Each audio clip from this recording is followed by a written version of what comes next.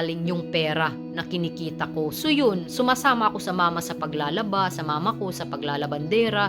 I really experience everything na yung nakakakain kami, 'di ba? Dapat yung 3 times a day, 'di ba, nakakakain tayo sa isang araw. May mga araw talaga na dalawa lang kami nakakakain sa isang araw. Pero hindi ko inisip yun na pirahan siya yung ano ko, yung itong asawa ko nung nagde-dating pa lang kami. Kasi ayaw ko ng ganun. Parang ang baba ng sarili mo eh. Parang binababa mo yung sarili mo. Tapos dinudungisan mo yung Pilipinong tao, yung mga tao. Dinudungisan mo tapos parang dinadamay mo lahat ng mga inosenteng Pilipina, which is yung mga Pilipina, yung ibang mga Pilipina, kung ganun talaga yung mga ano nila, mga attitude na gusto lang nilang mag-success sa kanilang buhay, ay karma is always on the corner, guys. Ito lang masasabi ko sa mga Pinay na mga ganyan. Ako, hindi ako nagmamalinis, but dapat kung sa umpisa pa lang sa dating site pa lang, dapat ano na kayo talaga, true talaga kayo, yung intention ninyo sa foreigner is malinis. Hindi ko naman sinasabi na maging ano kayo, na maging perpekto. Yun talaga ang yung talaga yung karamihan sa mga Pinay. Yung parang hinuhut-hutan lang nila yung foreigner, yung kanilang mga nakaka-date, tapos mangangako, magpromise na magkikita sila, tapos hindi nila sisiputin. Yun talaga ang yung pinakamasakit, yung pinakamasakit. Kasi if you enter in the dating site, dapat sure ka, 100% ka. Tapos syempre hindi naman natin hawak talaga, but ako talaga yung isang tao talaga na may guilty, na ako yung taong ayoko nang mangloko ng tao. Hindi ko yung tipo, hindi yun yung yung tawag nito. Hindi yun yung solusyon, kasi pinalaki ako ng mama ko. Kahit mahirap kami, hindi ako pinalaki ng ganun. So, my purpose to my husband in the time, nung nagde-dating pa lang kami, I was really like him. It was a very nice, such a nice feelings. Everything is new, everything. For me kasi never akong nakaramdam ng ganun, na may magkakagusto sa akin. Kasi marami akong crush. Tapos yung mga crush ko, pag nalalaman nila na crush ko sila, my feelings is already over. Kumbaga pansamantalang crush. But I never had in a serious relationship, just like a dating, Kami kasi dating kami sa webcam, sa dating site. That's everyday kami tapos tinatawagan niya ako, tapos nagli-leave siya ng message. So yun, parang tapos nagpapadala pa siya ng card, ng postcard. So ikaw pa naman maaano ka, kumbaga parang flattered ka ba kasi sa other side of the world na may isang taong nagkakagusto sa iyo, 'di ba?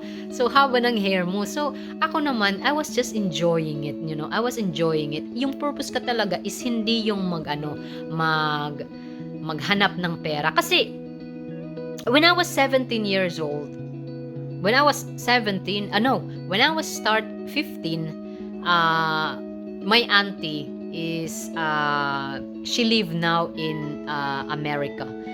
Tapos kasi yung mga cousins ko talaga is mga gray, yung mga half American talaga sila.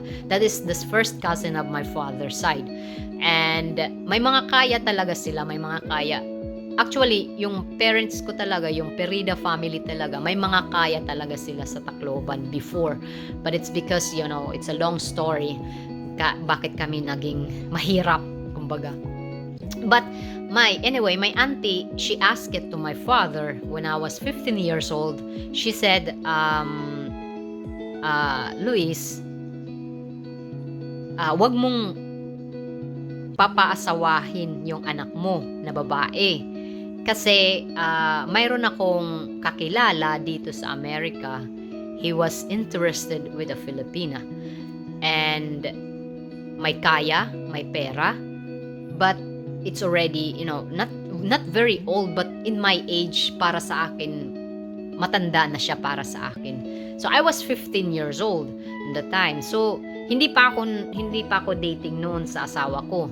And then my papa said, okay, but I cannot really guarantee it 100% na yun ang gusto ng anak ko. Kasi when I was 12 years old, yung mama ko, pinupush na talaga ako ng mama ko na you have to marry the foreigner kasi para sa future mo, kasi ayoko na danasin mo yung dinanas ko. Ako naman, syempre, wala pa sa isip ko na I have to think about my future to get married already. But sabi ko sa mama ko, ayoko, hindi ko yung tipong, yung mga foreigner. Tapos, siyempre, yung mama ko, pinupush talaga ako. Tapos, yung minsan dumating sa punto, sabi ko sa mama ko, bakit mo ba ako pinupush na mag-asawa ng foreigner? Ikaw na lang kayang mag-asawa kung gusto mo. So, yun ang sabi ko sa mama ko. And then, yeah, when I was 15 years old, my auntie told to my father na wag akong pag-asawahin kasi mayroon nakalaan na sa akin. So, ako naman, hindi ko yun sineryoso. Kumbaga, I was just enjoying my 15 years old, life, and I was studying in college as a teacher, future teacher, but I didn't finish it. So, nagka-interest ako when I was in college. Nasa Gaisano, sumakay ako ng jeep papunta na sa bahay. So, nag-turn siya. Tapos, dumaan kami ng Gaisano. I see a foreigner na mayroon siyang karga. It was really curly hair and a very beautiful. I thought it's a teddy bear. I thought it's yung baby doll ba? Yung doll. I said, oh my, that's very beautiful doll. And then, they start moving. And I said, oh my, it's nice na gumagalaw. Hindi ko alam na anak pala yun. Daughter. So it was doon ako nag-umpisa na what is the feelings having foreigner also. So doon ako nagka-interest na mag-start ng chatting ng dating site. So yun, I was starting doon nag-umpisa. But my purpose talaga is not to it's not to suck money. It's not to use foreigners, na magkapera lang ako, na umasenso lang ako sa buhay. No, I don't like that. Kasi hindi yun ang purpose ko. So yun, yung pag malinis talaga yung purpose mo sa isang tao, if you enter in a dating site, in a dating site, dapat talaga walang bahid na mga masama. Kasi kung may bahid man na masama, hindi ka talaga uunlad. So yun talaga, yun ang talaga ang yun talaga yung na-experience ko sa dating site ko. It was very nice journey for me, and it was I said to myself, oh, nice pala. So, why not?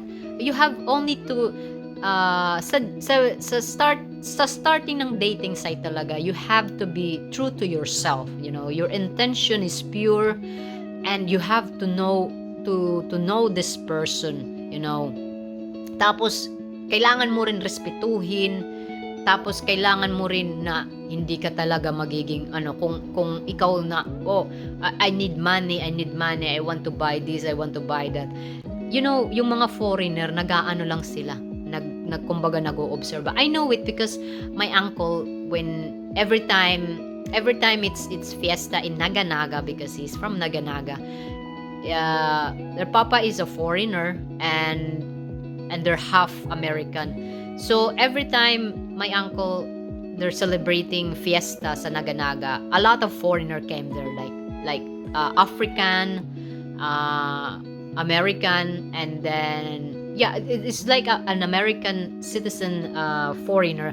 Marami doon, as in marami talaga mga Pinay na nakakapangasawa ng mga American na pumupunta sa uncle ko. So yun, nakikilala ko sila, tapos na nagkakahalubilo din kami. I also start speaking my English there.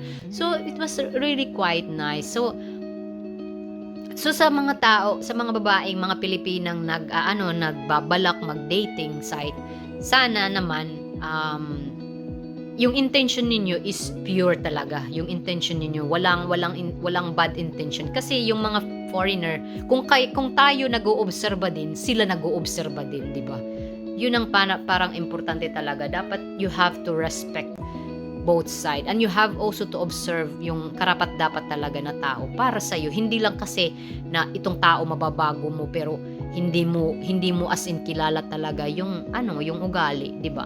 So anyway guys, thank you so much for watching my video. I hope you like this video. If you like this video, please like and subscribe and comment down below sa inyong mga comments, sa inyong mga opinion. So thank you guys and have a nice day. See ya sa next video.